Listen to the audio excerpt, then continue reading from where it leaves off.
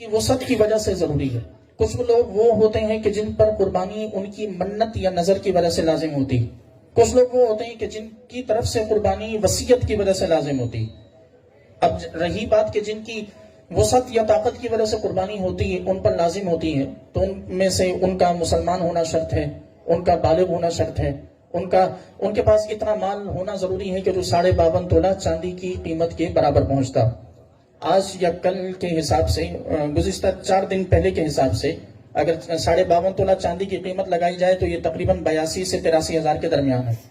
اور جس دن آپ کیلکولیٹ کرنے لگیں اس دن کا جو مارکیٹ ریٹ اٹھا کر 52.5 تولہ چاندی کی قیمت لے لیں.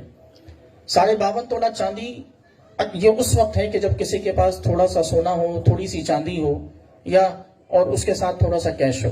اگر کسی شخص کے پاس صرف سونا ہے تو 7.5 تولہ سونا ہونا ضروری ہے. کسی شخص کے پاس صرف چاندی ہے تو 52.5 تولہ چاندی ہونا ضروری ہے. کسی شخص کے پاس تھوڑا سا سونا، تھوڑی سی چاندی ہے تو پھر 52.5 تولہ چاندی کی قیمت کا اعتبار کیا جائے گا. اسی طرح یہاں زکوٰۃ میں اور اس میں قربانی میں بہت بڑا فرق ہے. زکوٰۃ میں ہم سنتے ہیں کہ مال پر سال کا گزرنا ضروری ہے. کسی شخص کے پاس 52.5 تولہ چاندی کی قیمت آئی، سال گزرا، سال کے گزرنے کے بعد اب اس پر زکوٰۃ لازم ہے. لیکن قربانی میں ایسا نہیں. 10 ذی الحج، 11 ذی الحج، 12 ذی الحج، ان 3 دنوں میں سے کسی ایک دن میں بھی کسی شخص کے پاس اتنی رقم آ گئی اور وہ اتنی رقم کا مالک ہو گیا، کسی بھی صورت میں، کسی بھی کنڈیشن میں، اس پر قربانی ضروری. یہاں یہ یاد رکھیں کہ ہر اضافی چیز قربانی کے نصاب میں کاؤنٹ ہوتی. چاہے آپ کے پاس 2 گھر ہیں، ایک رہائش میں استعمال ہوتا ہے، ایک ایکسٹرا ہے، وہ ایکسٹرا گھر کی مالیت قربانی کے مال میں کاؤنٹ کی جائے گی.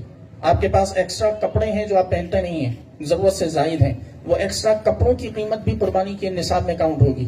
آپ کے پاس ایکسٹرا کتابیں ہیں جو آپ کے استعمال کی نہیں ہیں، آپ کی ضرورت کی نہیں، آپ کی وہ کتابیں تک قربانی کے نصاب میں کاؤنٹ ہوں گی. آپ کا کوئی خالی پلاٹ پڑا ہے، زکوٰۃ کا حکم بالکل الگ ہے، قربانی کا حکم الگ ہے.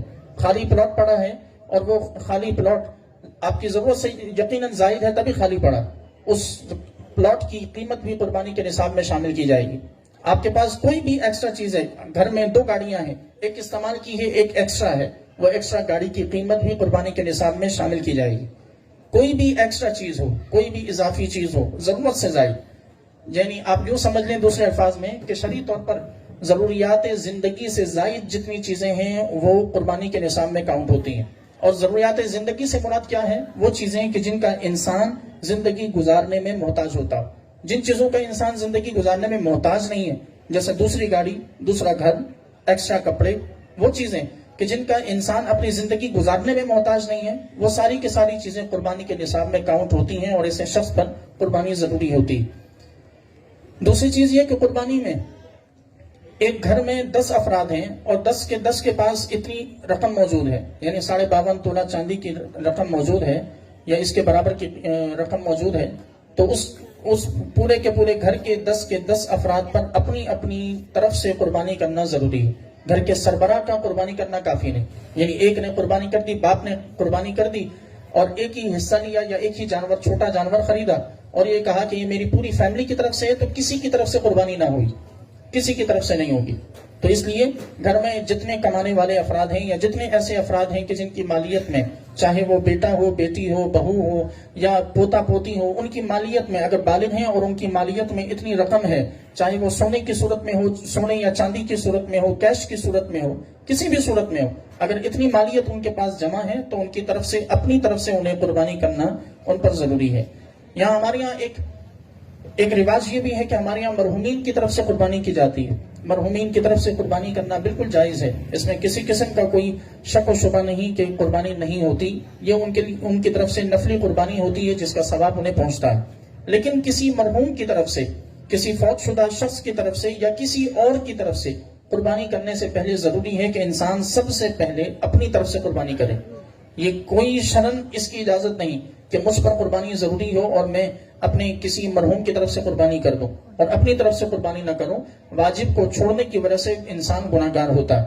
یہاں ہمارے ہاں نبی کریم علیہ الصلوۃ والسلام کی طرف سے قربانی کی جاتی ہے، بالکل کرنا درست ہے، بلکہ حضور کا یہ حق ہے ہم پر کہ اگر ہمیں اللہ نے اتنی توفیق عطا کی ہے تو حضور کی طرف سے لازمی ہم قربانی کریں. یہ حضور کا حق ہے کہ حضور نبی کریم علیہ السلام نے اپنی امت کی طرف سے قربانی فرمائی. لیکن وہاں بھی ضروری ہے کہ سب سے پہلے اپنی طرف سے قربانی کریں جب اپنی فرض قربانی پوری کر دیں اس کے بعد نبی کریم علیہ السلام کی طرف سے قربانی کریں تو یہ یقیناً اس کا اجر و ثواب ملے گا۔ اسی طرح قربانی میں ایک جانور میں کون کون سے جانور ذبح کیے جاتے ہیں، تو یہ مسئلہ تو بالکل واضح ہے کہ بکری، بکرا، بکری، بھیڑ، دمبا وغیرہ یہ ذبح کیے جاتے ہیں، یا اونٹ ذبح کیا جاتا ہے، گائے یا بھینس ذبح کی جاتی ہے۔ یہ وہ جانور ہیں کہ جو عموماً قربانی کے طور پر ذبح کیے جاتے ہیں۔ یہاں یہ بھی یاد رکھیں کہ جو چھوٹے جانور ہیں جن میں کوئی شریک نہیں ہوتا تو وہ ایک شخص کی طرف سے ہی اس کی قربانی کرنا ضروری ہے، اور جو زائد جو لوگ ہیں یعنی جو زائد افراد، ایک سے زائد افراد جس جانور میں شریک ہو سکتے ہیں، وہ اونٹ ہے، گائے ہے، بھینس ہے، ان جانوروں میں ایک سے زائد افراد شریک ہو سکتے ہیں، لیکن ایک سے زائد افراد کے لیے شریک ہونے کے لیے شرط یہ ہے کہ ان میں سے کسی کا بھی حصہ جانور کے 7ویں حصے سے کم نہ ہو، سب کا حصہ برابر ہو، کسی کا حصہ کم نہ ہو، نہ گوشت کی تقسیم میں حصے میں کمی ہو اور نہ ہی رقم ملانے میں حصے میں کمی ہو۔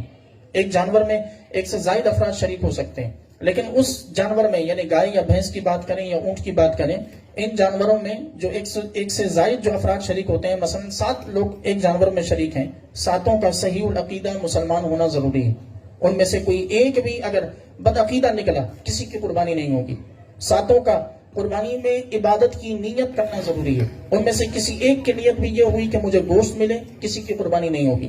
7 کا حلال مال سے قربانی کرنا ضروری ہے، ان میں سے کسی ایک کا بھی مال حرام ہوا، کسی کی قربانی نہیں ہوگی۔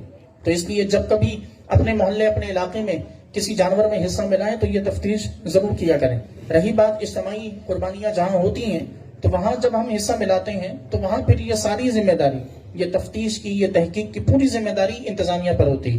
وہاں ہم پر یہ لازم نہیں کہ ہم تفتیش کریں، وہاں یہ ان کی ذمہ داری ہے، اور اگر ان کی وجہ سے ہماری قربانی میں کوئی بگاڑ آتا ہے تو گناہ انہی کے ذمے ہے۔ تو اس لیے یہاں ہمیں ان 7 افراد میں بھی ہمارا یہ احتیاط کرنا ضروری ہے۔ جب بات آئے گی گوشت کی تقسیم کی تو وہاں گوشت کو برابر تقسیم کرنا ضروری ہے۔ گوشت میں یہ نہ ہو کہ ایک بندہ کہے کہ میری طرف سے باقی تمہیں معاف ہے اور یہ مجھے اتنا سا مجھے دے دو، ایسا نہیں۔ اسے برابر حصوں میں تقسیم کریں۔ حصے تقسیم ہونے کے بعد، لینے کے بعد، اب جو چاہے جس کو چاہے جتنا واپس کرے اور جس سے جتنا چاہے لیتا رہے، لیکن ابتداءً ان حصوں کو برابر تقسیم کرنا یہ ضروری ہے۔ اسی طرح قربانی میں کیا طریقہ اختیار کیا جائے کہ عموماً یہ سوال کیا جاتا ہے کہ 2 بھائی ہیں، 7 بھائی ہیں، 7 بھائی قربانی کرنا چاہتے ہیں، ان 7 بھائیوں میں سے ایک بھائی ایسا ہے کہ جس کی اتنی وسعت نہیں کہ وہ 20,000 روپے جمع کروا سکے، تو اب وہ کیسے قربانی کرے جب اس کے پاس صرف 15,000 ہے؟ تو آیا وہ 15,000 دے کر قربانی کے جانور میں حصہ ملا سکتا ہے؟ تو نہیں ملا سکتا۔ اگر وہ 15,000 دے کر اسے شریک کیا تو کسی کی قربانی نہیں ہوگی۔ اس کا طریقہ کیا ہے؟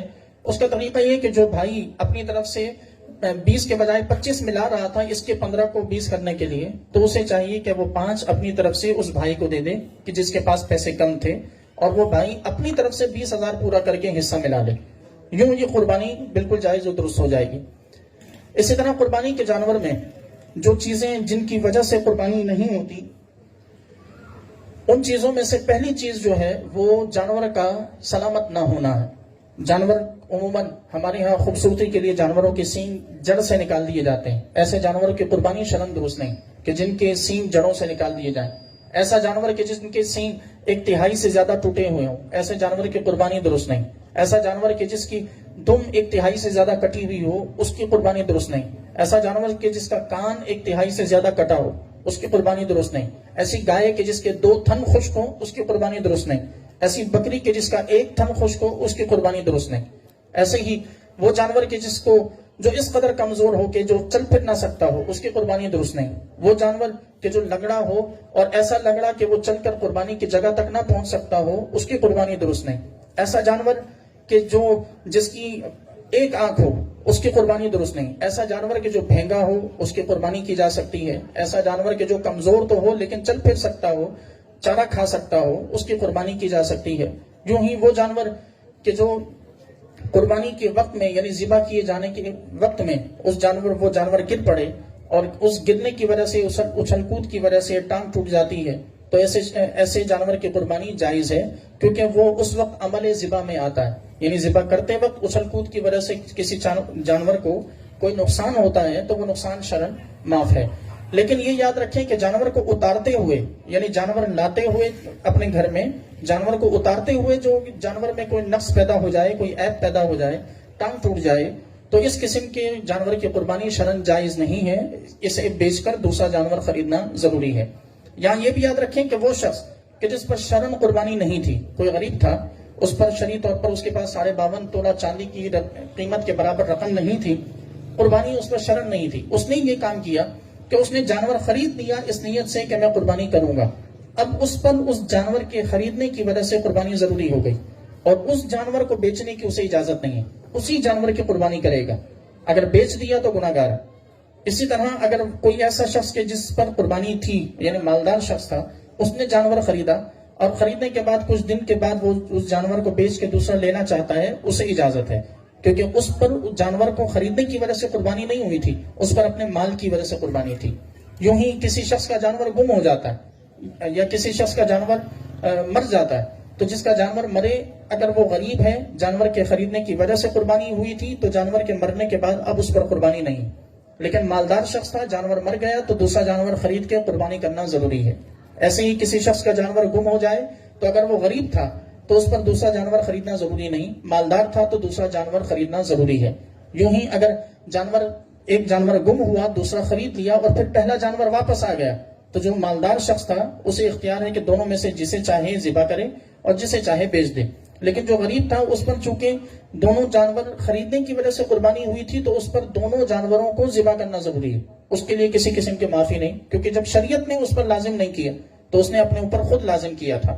یوں ہی کسی شخص نے نظر مان لی، منت مان لی، تو جب نظر یا منت مانی کہ میرا فلاں کام ہو گیا، میں قربانی کروں گا، اور وہ کام ہو گیا تو اس پر قربانی لازم ہے۔ نہ صرف قربانی لازم ہے بلکہ اس قربانی کے پورے گوشت کو صدقہ کرنا ضروری ہے۔ اس کا گوشت اس کے لیے حلال نہیں کہ جس نے منت مان کر اپنے اوپر قربانی کو لازم کیا۔ البتہ باقی جو افراد ہیں جو قربانی کرتے ہیں، ان کے لیے اس گوشت میں سے خود استعمال کرنا، اپنے رشتہ داروں کو کھلانا، غریبوں میں تقسیم کرنا، یہ تمام چیزیں درست ہیں۔ بہتر یہ ہے کہ قربانی کے گوشت کے 3 حصے کیے جائیں، ایک حصہ اپنے استعمال کے لیے رکھا جائے، ایک حصہ اپنے رشتہ داروں کے لیے رکھا جائے، اور ایک حصہ غریبوں میں تقسیم کیا جائے۔ یہ 3 حصوں میں تقسیم کرنا یہ شرعاً جائز، نہ صرف جائز ہے بلکہ مستحسن ہے کہ اپنے استعمال کے لیے بھی گوشت ہو جائے، اپنے رشتہ داروں کے بھی حقوق پورے ہو جائیں، اور جو اپنے علاقے میں بسنے والے جو غریب ہیں انہیں بھی اس گوشت میں سے حصہ مل جائے۔ جہاں تک قربانی کے جانور کو سجانے کی بات ہے، ہمارے یہاں قربانی کے جانوروں کو سجایا جاتا ہے، انہیں مختلف قسم کے ہار پہنائے جاتے ہیں، ان کے جسموں پر مختلف قسم کی یا تو چادریں ڈالی جاتی ہیں یا اور کسی بھی قسم کا سنگار کیا جاتا ہے۔ تو یہ سنگار کی ساری چیزیں بہتر یہ ہے کہ قربانی کے بعد صدقہ کر دی جائیں، یہ ساری چیزیں صدقہ کر دی جائیں، یا اپنے استعمال میں لے آئیں، یا اگلے سال جانور کے لیے رکھ لیں۔ بیچنا درست نہیں، انہیں بیچ نہیں سکتے، انہیں کسائی کو اجرت کے طور پر نہیں دے سکتے، قربانی کی کھال کو کسائی کو اجرت کے طور پہ نہیں دے سکتے، قربانی کے جانور کا کوئی بھی عضو بیچنا بالکل درست نہیں۔ یہاں تک کہ جانور خرید کے لائے تھے، جانور دودھ دیتا تھا، گائے تھی، خرید کے لائے، پتہ نہیں چلا، جب گھر میں خرید کے لائے تو پتہ چلا کہ یہ گائے دودھ دینے والی ہے، تو اس دودھ کو دھو کر اس دودھ کو صدقہ کرنا ضروری ہے، بیچنے کی اجازت نہیں۔ بکری ہے، بکری دودھ دیتی ہے، تو اس بکری کے اس دودھ کو بیچنا جائز نہیں ہے، اسے نکالیں اور صدقہ کر دیں۔ یوں ہی قربانی کا جانور اگر حاملہ نکل آئے، یعنی اس کے پیٹ میں بچہ ہو، تو اس صورت میں اس جانور کو اگر ذبح کر دیا گیا، ذبح کرنے کے بعد اب اس کے اندر سے جو بچہ نکلا وہ مرا ہوا تھا، تو اس مرے ہوئے بچے کو، جو جانور ذبح کیا گیا، اس مرے ہوئے بچے کو کھایا جا سکتا ہے، استعمال کیا جا سکتا ہے۔ اس بچے کو ذبح نہ بھی کرے تو بھی اجازت ہے، لیکن اگر وہ بچہ زندہ پیدا ہوا تو ذبح کرنا ضروری ہے۔ اس بچے کو بغیر ذبح کیے زندہ بچے کو بیچنے کی اجازت نہیں ہے، یا تو اسے پالیں یا اسے صدقہ کر دیں، یا بلکہ سب سے زیادہ بہترین یہ ہے کہ اسے ذبح کر کے اسے استعمال میں لے آیا جائے، کیونکہ وہ قربانی کے جانور سے منسوب ہے۔ اسی طرح قربانی کے جانور میں قربانی کے حوالے سے یہ بھی یاد رکھیں کہ جب گوشت کی تقسیم کرنے کی باری آئے تو جہاں برابر تقسیم ضروری ہے، وہاں اندازے سے برابری کافی نہیں۔ ہمارے یہاں بعض اوقات یہ ہوتا ہے کہ اندازے سے گوشت کو تقسیم کر دیا جاتا ہے، اور اندازے سے لوگ اپنا حصہ اٹھا کے لے جاتے ہیں، تو اندازہ کافی نہیں ہے، تول کے برابری کرنا یہ ضروری ہے۔ یہ شرعی حق ہے کہ جو ہم پر لازم کیا گیا۔ قربانی کے جانور کی کچھ چیزیں ایسی ہیں کہ جن کو استعمال کرنے، قربانی کے جانور سے کسی بھی طور پر فائدہ اٹھانے کی بھی اجازت نہیں۔ مثلا قربانی کا جانور ہے، آپ اسے لے آئے تو اس پہ آپ نے شوقیہ طور پہ اپنے کسی بچے کو سوار کرا دیا، یہ حرام ہے۔ نہیں سوار کرا سکتے، چاہے وہ گائے ہو، چاہے وہ بیل ہو، چاہے وہ اونٹ ہو. قربانی کے جانور کو کسی بھی طور پر اپنے فائدے میں استعمال کرنے کی اجازت شرعن نہیں ہے. جو قربانی کا جانور ہے وہ اللہ کی رضا کے لیے لایا گیا اور وہ خریدنے سے لے کر ذبح ہونے تک اللہ رب کائنات کے لیے وقف ہے. اسی طرح جانور کو جب ذبح کرنے کے لیے لے کر آئیں تو اس وقت بھی جانور کو قبلہ رخ لٹانا یہ سنت عمل ہے. قبلہ رخ ہی لٹائیں جانور کو. اگر ذبح کرتے وقت جانور کی اچھل کود کی وجہ سے اس کا رخ پھر جاتا ہے تو اس میں کوئی حرج نہیں، لیکن جب لٹائیں اور ذبح کرنے لگیں تو اس کا رخ قبلے جانب ہو. یوں ہی جانور کو ذبح کرتے وقت اس کے سامنے چھری نہ تیز کریں کہ اس سے تکلیف ہوتی ہے. حضور علیہ السلام نے کسی شخص کو دیکھا کہ اس نے بکری کو لٹایا ہوا تھا اور اس کے سامنے وہ چھری تیز کر رہا تھا. نبی کریم علیہ السلام نے ارشاد فرمایا تم اسے کتنی موتیں مارنا چاہتے ہو؟ عرض کی یا رسول اللہ کیسے؟ ارشاد فرمایا کہ ایک تو یہ پہلے ہی ذبح ہونے والی ہے، دوسرا تم اسے چھری دکھا کے ڈر کی موت مار رہے ہو. تو اس سے حضور نے منع فرمایا. یوں ہی ایک جانور کو دوسرے جانور کے سامنے ذبح نہ کیا جائے کہ یہ بھی تکلیف دیتا ہے اور جانور کو اس سے بھی تکلیف ہوتی.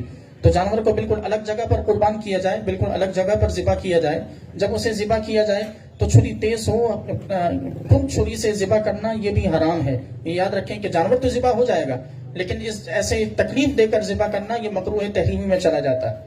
اسی طرح قربانی کے جانور میں جب ذبح کرنے لگے تو ٹوٹل شرعن 4 رگیں ہیں. ان 4 رگوں میں سے 3 رگوں کا کٹنا ضروری ہے. ان 3 رگوں میں سے اگر 2 رگیں کٹیں 2 نہ کٹیں تو اس صورت میں جانور مردار ہو جائے گا. یہ جانور کھانا بھی حلال نہیں ہے، قربانی بھی نہیں ہوگی. 4 میں سے 3 رگوں کا کٹنا ضروری ہے، جن میں سے ایک حلقوم ہے، 2 بدجین ہے اور ایک مری ہے. یعنی ایک سانس کی رگ ہے، ایک کھانے کی رگ ہے اور 2 جو ہے وہ خون کی رگیں ہیں. تو یہ ان 4 میں سے 2 رگوں کا کٹنا، یہ 3 رگوں کا کٹنا یہ ضروری ہے. اسی طرح قربانی کے جانور کو جب ذبح کر چکے ہوں تو ذبح کرنے کے بعد اس کا ٹھنڈا کرنا یہ ضروری ہے. ہمارے یہاں عموماً یہ ہوتا ہے کہ قربانی کے جانور کو ذبح کرتے ہی اس پر پانی مارتے ہیں اور پانی مارنے کے بعد فوراً سے اس کی کھال اتارنا شروع کر دیتے ہیں، کیونکہ جانور کے ذبح ہونے کے بعد کچھ لمحات تک جانور کو تکلیف محسوس ہوتی ہے. کہیں ایسا نہ ہو کہ زندہ جانور کی کھال اتار لی جائے اور یہ بعد میں کل بروز قیامت پکڑ کا سبب بن جائے. تو اس لیے احتیاط کیا